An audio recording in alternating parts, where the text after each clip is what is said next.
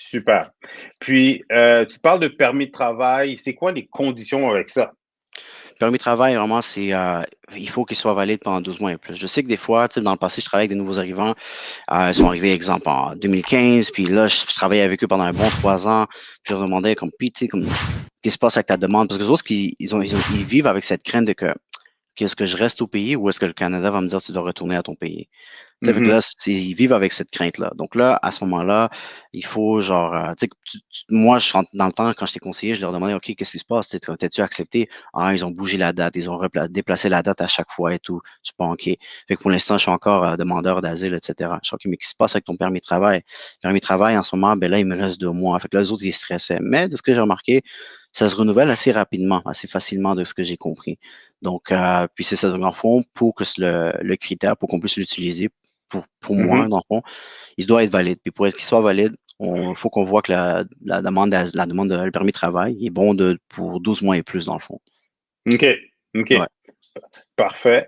Puis, parlons de permis de travail, des revenus. Ça doit être des revenus de minimum combien pour que les gens sachent, là? Parce que si quelqu'un il gagne 10, 15 000, est-ce qu'il nous appelle ou, Ouais, je généralement, ils comprends ce sont que tu veux tellement. dire.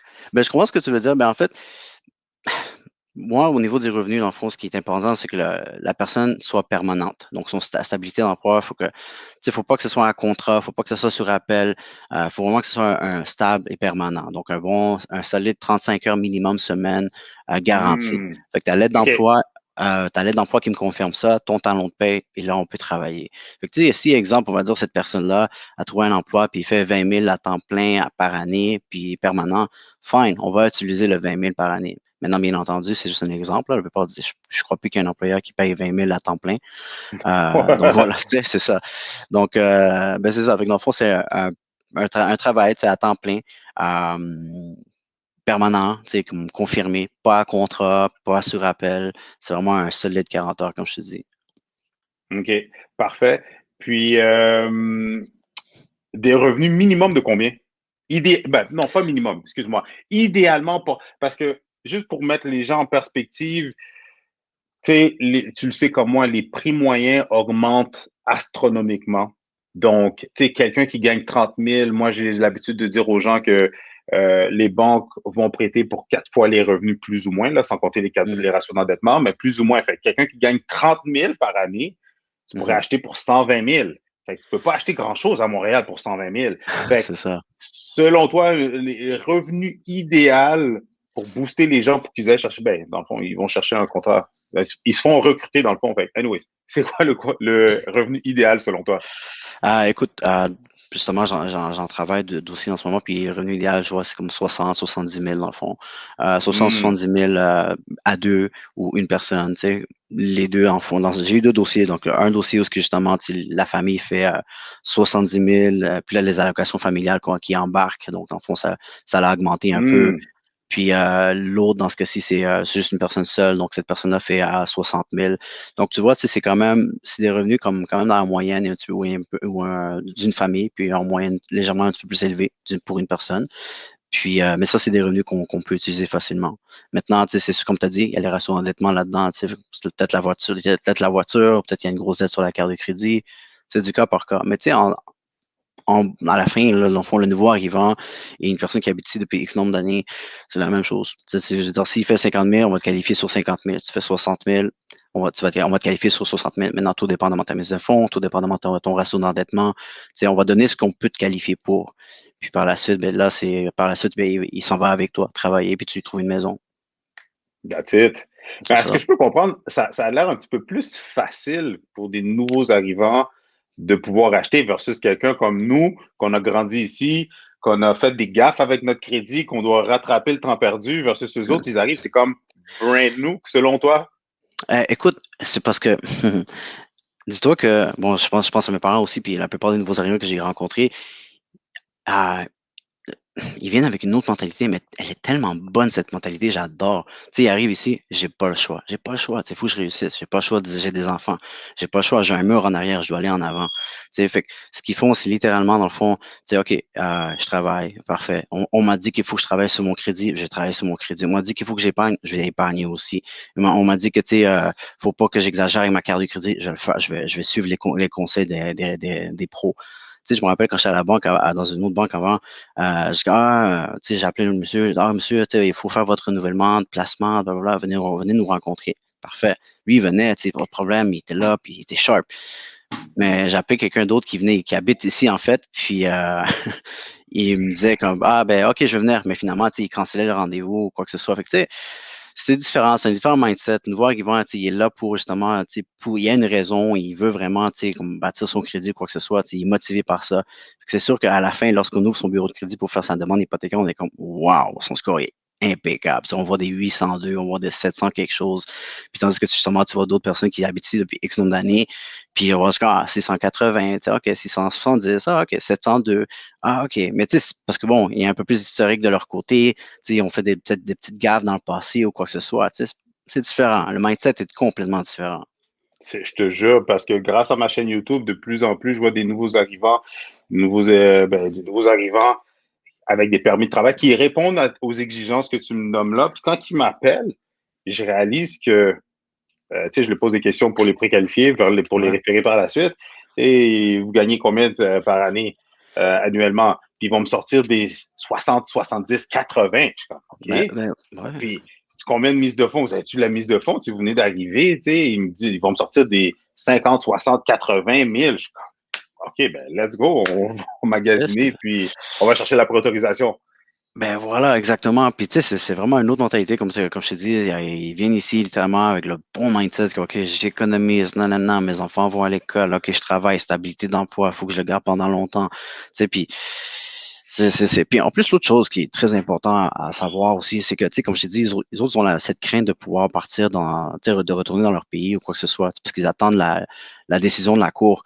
Mais tu sais, j'ai parlé avec une amie avocate qui travaille beaucoup avec les nouveaux arrivants pour les faire rester dans le pays.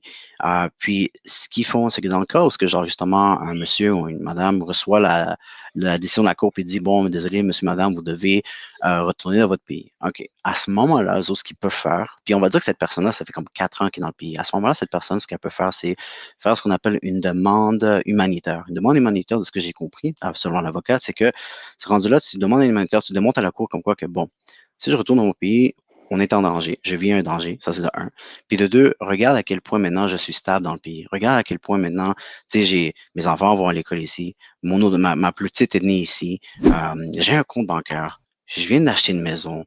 Tu sais, j'ai des placements ici, j'ai mes allocations familiales, j'ai tout fait, je me comporte bien, mon bureau de crédit est bon. Fait que ça, c'est des points positifs pour justement, tu sais, faire la demande humanitaire, puis à ce moment-là, faire en sorte que, OK, la Cour va dire, OK, tu sais quoi, on revise ça, tu sais quoi, elle va rester dans le pays. Ça, c'est des points pour aider. Fait que, tu sais, peut-être acheter la maison, ça peut l'aider à ce niveau-là. Maintenant, le contraire, on va dire que dans ce cas-ci, malgré ça, tu fais la demande humanitaire, tu as démonté tes points, ta maison, tout ça, tout est bon. Puis là, finalement, la cour dit toujours non, madame, vous devez quand même retourner dans votre pays. OK, qu'est-ce qui se passe dans ce cas-là? Ben, tu vends ta maison, n'est-ce pas? Ben, parfait. Mhm. Tu vends ta maison, puis hopefully, possiblement, parce que tu le vends avec Christopher Salador, ben, tu vas avoir un bon profit. Fait que, tu sais, littéralement, la madame est revenue au pays, est arrivée au pays avec, tu sais, tout ce qu'elle avait de son pays. Là, elle retourne dans son pays avec un petit peu plus. Quand tu y penses, comme elle fait, Mm. elle a vendu sa maison, elle a un gros profit. Wow, OK, parfait. Puis elle retourne dans son pays avec des dollars canadiens. Oh mon Dieu. Fait que, tu sais, ça peut l'aider en quelque sorte aussi. Fait que, Ça les aide à se propulser, que ce soit ici, si malheureusement, ben, même pas malheureusement, heureusement pour X raisons, ils doivent retourner ouais, dans le pays. Ils ont plus d'argent, plus de connaissances, plus tu sais, tu sais, comment je pourrais dire, là, de maturité, tu sais, ils arrivent avec un autre niveau, là, un autre niveau de pensée, 100%. un autre niveau de voir les choses.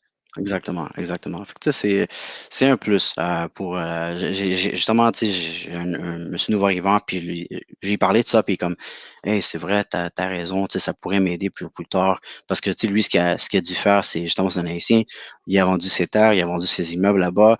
Il arrive ici, il me dit, ah, j'ai tant d'argent. Je dis, ah, OK, tu penses-tu acheter une maison? Qu'est-ce qui se passe, tu sais? Je dis, écoute, je veux, mais tu sais, j'ai peur, j'ai pas encore la confirmation que je reste au pays. Puis lui, ça fait comme 5 ans qu'il est au pays. Puis je suis comme, OK, mais honnêtement, c'est un bon signe. Ça fait 5 ans. Tu sais, s'il aurait voulu te laisser partir, t'aurais laissé partir avant. Mais là, avec COVID, j'avoue que le processus est plus long. Puis il dit, ouais, non, c'est ça. Puis là, j'explique justement le fait que, ben, si tu achètes, puis on va dire que finalement, malheureusement, tu dois partir ou quoi que ce soit, ben, tu vas vendre, tu auras un profit, tu retournes là-bas. Fait que peut-être avec plus, en plus qu'on est en surenchère, tu sais. Mais En plus.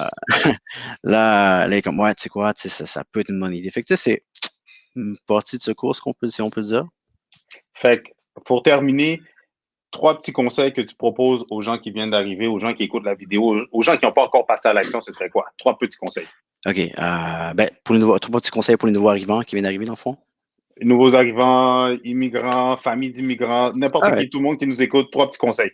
OK. Ben, si famille d'immigrants ou que ce soit, faut savoir que on a besoin de minimum 5%. Fait qu'un minimum 5%, on peut faire de quoi? OK? L'autre chose, l'argent cash, déposez-le dans votre compte. Si vous faites le solde avec les gens, pas de problème, mais prenez l'argent et déposez-le dans le compte bancaire. Il faut qu'on voit un historique d'au moins 90 jours. C'est comme ça les règles, mais au moins déposez-le. Parce que si vous gardez ça dans le compte, en dessous du lit, ça sert à rien. Hmm. Puis la troisième chose, arriver ici au pays, si vous connaissez du monde qui vient d'arriver, votre cousin, votre tante, quoi que ce soit, je sais que souvent c'est le truc, c'est que moi j'arrive ici puis je vais faire amener ma famille au complet. Good. Ben, tu sais, apprenez-les qu'est-ce qu'ils doivent faire. Donc, vous avez fait quoi? Vous êtes arrivé ici, parfait, vous avez pris une carte de crédit. C'est la bonne chose à faire.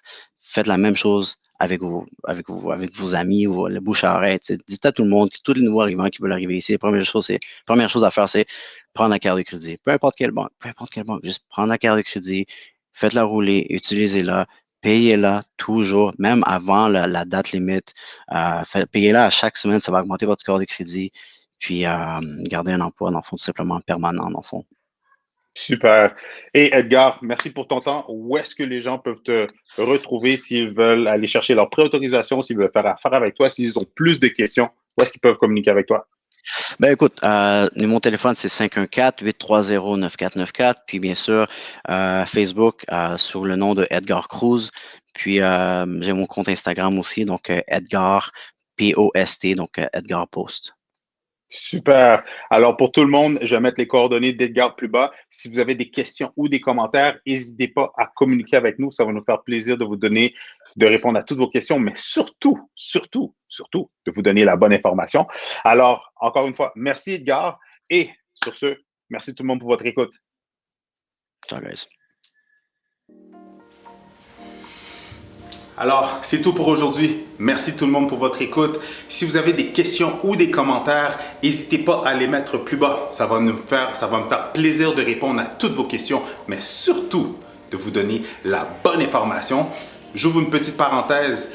Mon but avec ma chaîne n'est pas simplement de vous divertir, mais au contraire, mon but c'est de vous aider en vous donnant l'information, mais surtout pour ceux qui sont prêts à passer à l'action, pour ceux qui sont prêts à passer à un autre niveau, que ce soit pour vendre ou acheter. Mon but est de vous assister, de vous accompagner pour vous assurer d'avoir une belle transaction gagnante. Donc, n'hésitez pas à me contacter directement.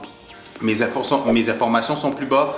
Envoyez-moi des messages sur toutes les plateformes de réseaux sociaux. Christopher Salador, vous allez me trouver, ou sinon sous le nom de Better Call Chris. Pour terminer, aimez, commentez et partagez la vidéo avec les gens que vous savez que ce contenu pourrait servir. Et c'est Christopher Salador, votre courtier immobilier, en plus d'être votre guide, votre coach, votre conseiller en immobilier. Merci tout le monde. Et pendant qu'on y est, juste avant de passer à autre chose, j'ai cette vidéo-là et cette vidéo-là qui pourrait être vraiment intéressante pour vous aider à vous structurer ou à planifier votre prochaine transaction. Alors, je vous recommande fortement d'aller écouter soit celle-là ou peut-être même celle-là. De toute façon, si vous avez des questions ou quoi que ce soit, Better Call Chris.